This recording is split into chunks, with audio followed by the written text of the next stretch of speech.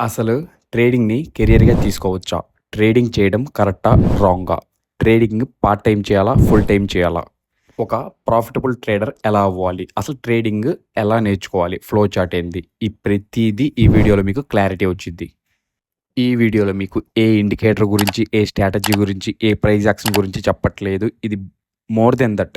అసలు ట్రేడింగ్‌ని ఫుల్ టైమ్‌గా కెరియర్‌గా తీసుకోవచ్చా? అంటే జాబ్ లేకుండా మనం ట్రేడింగ్‌లోనే ప్రాఫిట్స్ తెచ్చుకోవచ్చా? ఇది క్వెషన్స్ నేను పర్టిక్యులర్‌గా కామెంట్ సెక్షన్‌లో అలాగే నా డీఎంలో నేను చూశాను. ఫర్ ఎగ్జాంపుల్ ఒక జాబ్ హోల్డర్ ఉన్నాడు. సర్టెన్ సాఫ్ట్‌వేర్ అనుకుందాం, డాక్టర్ అనుకుందాం, ఎనీథింగ్. అతను ఆ జాబ్ చేయడానికి ఎంత నాలెడ్జ్ గెయిన్ చేశాడు? అంటే ఐ మీన్ ఆ జాబ్ అతనికి రావడానికి అతను ఎంత నాలెడ్జ్ నేర్చుకున్నాడు? అంటే స్కూల్ ఉండిద్ది, కాలేజ్ ఉండిద్ది, తర్వాత సమ్ కోచింగ్ ఇలా ఎగ్జామ్స్ ఇలా అన్నీ బ్రేక్ చేసి ఇంటర్వ్యూస్ బ్రేక్ చేస్తే అతనికి ఒక జాబ్ వచ్చి ఒక కన్సిస్టెంట్ ప్రాఫిట్ వచ్చిద్ది. అలాగే ట్రేడింగ్‌లో కూడా కన్సిస్టెన్సీ ప్రాఫిట్ రావాలంటే మనం కొన్ని నాలెడ్జ్ నేర్చుకోవాలి. కొన్ని రూల్స్ ఫాలో అవ్వాలి. యాస్ పర్ ద రీసెర్చ్ ట్రేడింగ్‌లో 90% ట్రేడర్స్ మనకి లాస్‌లోనే ఉన్నారు. మన ఇండియాలో ఓన్లీ 3% పీపుల్ మాత్రమే స్టాక్ మార్కెట్‌లో ఇన్వెస్ట్ చేస్తున్నారు. మీకు నాలెడ్జ్ ఉన్నా, లేకపోతే బేసిక్స్, ఈ ఇండికేటర్స్, ఈ చార్ట్ ప్యాటర్న్స్ ఇవి తెలిసినా, లేదా తెలుసుకోవాలని ఇంట్రెస్ట్ ఉన్నా, మీరు ఆ 97% కంటే మీ మైండ్ సెట్ చాలా ఫాస్ట్‌గా ఉంది. పర్సనల్‌గా నేను ట్రేడింగ్ ఎలా నేర్చుకున్నానంటే, ఫస్ట్ మెయిన్ థింగ్ ఒక ఫ్లో చార్ట్‌లాగా చెప్తాను చూడండి. మెయిన్ థింగ్ వచ్చేసి మనకి నాలెడ్జ్. నాలెడ్జ్ ఇంపార్టెంట్ మనకి. Gaining knowledge is important main thing first thing.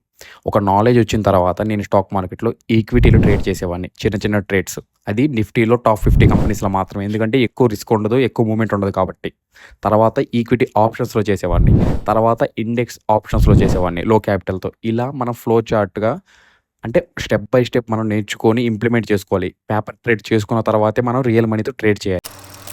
Set. నేనొక ఎగ్జాంపుల్ చెప్తా. అది రియాలిటీయో కాదో మీరే ఒప్పుకోవాలి. కామెంట్‌లో చెప్పండి. ఇప్పుడు ఫర్ ఎగ్జాంపుల్ 3 ఫ్రెండ్స్ ఉన్నారు. First person, second person, third person. 3 persons ఉన్నారు. ఫస్ట్ పర్సన్ క్యాపిటల్ వచ్చేసి మనకి 10,000. సెకండ్ పర్సన్ క్యాపిటల్ వచ్చేసి 50,000. థర్డ్ పర్సన్ క్యాపిటల్ వచ్చేసి 1,00,000. ముగ్గురు ఒక స్ట్రాటజీ అప్లై చేసో, సంథింగ్ ఇండికేటర్ అప్లై చేసో 1:1 స్ట్రాటజీ అప్లై చేసి తీసుకున్నారు. ఎంట్రీ తీసుకున్నారు. 1:1 రిస్క్ రివార్డ్. ఇక్కడ ముగ్గురికి ప్రాఫిట్స్ వచ్చాయి. అంటే 10%, 10% లాస్, 10% ప్రాఫిట్ లాగా పెట్టుకొని ముగ్గురికి 10% ప్రాఫిట్ వచ్చాయి. ఇక్కడ ఫస్ట్ పర్సన్‌కి 1,000, సెకండ్ పర్సన్‌కి 5,000, థర్డ్ పర్సన్‌కి 10,000. ఇలా ముగ్గురికి ప్రాఫిట్స్ వచ్చాయి. ఇక్కడ ఫస్ట్ పర్సన్‌కి ఏమనిపించిద్ది? సెకండ్ పర్సన్‌కి 5,000 వచ్చాయి. నేను సేమ్ రిస్క్ రివార్డ్, నేను సేమ్ స్ట్రాటజీ యూజ్ చేశాను. నాకెందుకు 1,000 వచ్చినాయి? అతనికెందుకు 5,000 వచ్చినాయి? ఇలా మీరు క్యాపిటల్ కంపేర్ చేసుకోరక్కడ. ప్రాఫిట్ కంపేర్ చేసుకుంటారు. ఇక్కడ సెకండ్ పర్సన్ ఏందంటే థర్డ్ పర్సన్‌తో కంపేర్ చేసుకుంటారు. నాకెందుకు 5,000నే వచ్చినియి. థర్డ్ పర్సన్‌కి 10,000 వచ్చినియి. నేను same strategy, same risk reward. ఇక్కడ మీకు క్యాపిటల్ గుర్తుకు రాదు మీకు. ప్రాఫిట్ మాత్రమే మీకు గుర్తొచ్చిద్ది. ఎమోషన్స్‌ని కంట్రోల్ చేసుకోండి. అంటే ఒకళ్ళతో ప్రాఫిట్ కంపేర్ చేసుకోమాకండి. ఒకళ్ళ స్క్రీన్‌షాట్ చూసి మీరు ట్రేడ్ తీసుకోవడం అంటే వాళ్ళకి ప్రాఫిట్స్ వస్తున్నాయి నాకెందుకు లాస్‌కి రావట్లేదంటే ఎవ్వరికీ ఎవ్రీ డే ప్రాఫిట్స్ రావు. ప్రతి ఒక్కరు లాస్‌లో చూస్తారు. ప్రతి ఒక్కరు 1 డే లాస్ చూస్తారు. 1 డే ప్రాఫిట్ చూస్తారు. ఈ సోషల్ మీడియాలో ఏవైతే ప్రాఫిట్స్ పెడతారో వాళ్ళు ప్రాఫిట్స్ మాత్రమే పెడతారు. వాళ్ళు లాసెస్ పెట్టరు.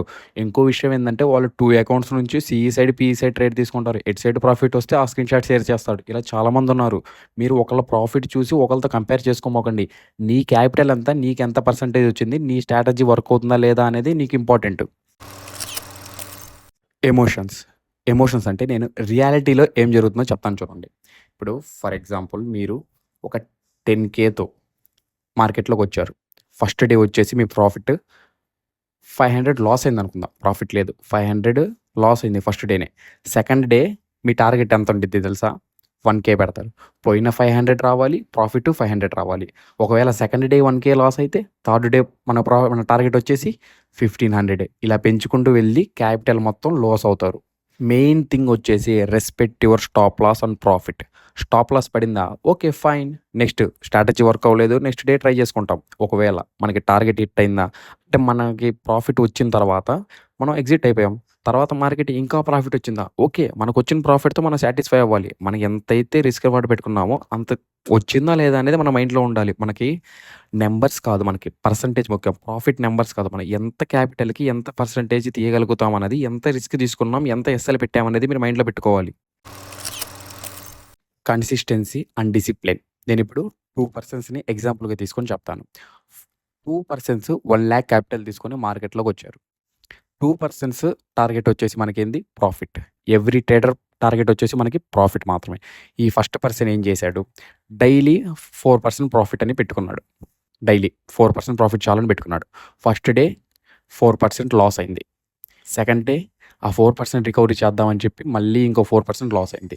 థర్డ్ డే ఈ 2 డేస్ లాస్‌ని రికవర్ చేద్దామని చెప్పి మళ్ళీ 8% లాస్ అయింది. ఇలా ఫస్ట్ ట్రేడర్ తన క్యాపిటల్ మొత్తాన్ని లాస్ చేసుకున్నాడు. ఇప్పుడు సెకండ్ పర్సన్ 2% ఎస్ఎల్ పెట్టుకున్నాడు. 4% ప్రాఫిట్ పెట్టుకున్నాడు.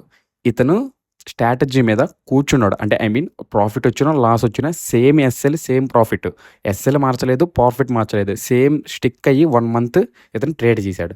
సరే ఫర్ ఎగ్జాంపుల్ 20 డేస్ అనుకుందాం. అంటే సాటర్డేస్, సండేస్, వీకెండ్స్ తీసేసి సమ్ హాలిడేస్ తీసేసిన 20 డేస్ ట్రేడ్ తీసుకుందాం అనుకున్నాం మంత్‌కి. మంత్‌కి 20 డేస్‌లో 10 డేస్ లాస్ అనుకుందాం. 10 డేస్ లాస్ అయింది. ఇప్పుడు 2% అంటే 2000 ఇంటూ 10 20,000 లాస్ అయింది ఇతని క్యాపిటల్‌లో. 10 డేస్ ప్రాఫిట్ అనుకుందాం. 4% 4,000 ఇంటూ 10 40,000 ప్రాఫిట్.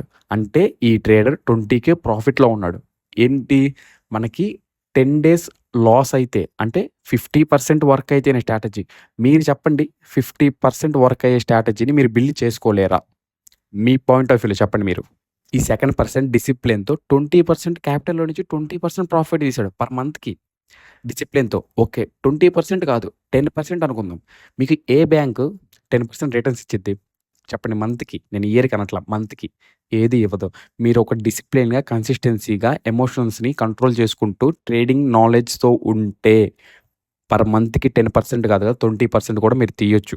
ఇక్కడ స్ట్రాటజీ ఇంపార్టెంట్ కాదు. 50% కాదు. మీకు 80% స్ట్రాటజీస్ కూడా చాలా ఉన్నాయి. మీరు దాని మీద స్టిక్ అవుతున్నారా? కన్సిస్టెన్సీ ఉందా? డిసిప్లిన్ ఉందా? ఎమోషన్స్‌ని కంట్రోల్ చేసుకున్నారా? ఇది ఇంపార్టెంట్ మీకు. ఒక కంప్లీట్ నాలెడ్జ్ నేర్చుకున్న తర్వాత మనకి ఒక స్ట్రాటజీ మీద మనం బిల్డ్ చేసుకొని అంటే ఓన్‌గా బిల్డ్ చేసుకున్నా పర్లేదు. లేకపోతే ఒక స్ట్రాటజీ అన్నా నేర్చుకొని దాన్ని పేపర్ ట్రేడ్ చేసి ఇది మనకి ఎంత పర్సెంటేజ్ వర్క్ అవుతుంది అని మనం పేపర్ ట్రేడ్ చేసి తర్వాత రియల్ మనీతో ఒక డిసిప్లిన్, ఒక కన్సిస్టెన్సీతో వస్తే మనకెందుకని ప్రాఫిట్స్ రావు? సో, ట్రేడింగ్ అనేది నేర్చుకోవడం ఈజీయే. ట్రేడింగ్ అనేది నేర్చుకోవడం ఈజీయే. నేను చెప్పాను కదా! ఈ points mind set, consistency, discipline, emotions ఇవన్నీ క్యారీ చేయడం కష్టం. ఏమన్నా డౌట్స్ ఉన్నా కామెంట్ సెక్షన్‌లో రాయండి. వీడియో ఇన్ఫర్మేటివ్ అనిపిస్తే లైక్ చేయండి. ఛానెల్‌ని సబ్స్క్రైబ్ చేయండి. అలాగే టెలిగ్రామ్‌లో కూడా జాయిన్ అవ్వండి. కింద డిస్క్రిప్షన్‌లో అలాగే కామెంట్ సెక్షన్‌లో పిన్ చేసి పెట్టాము. టెలిగ్రామ్స్‌లో ఏమైనా ఎంట్రీస్ ఉంటే మేము ఇన్ఫార్మ్ చేస్తాము.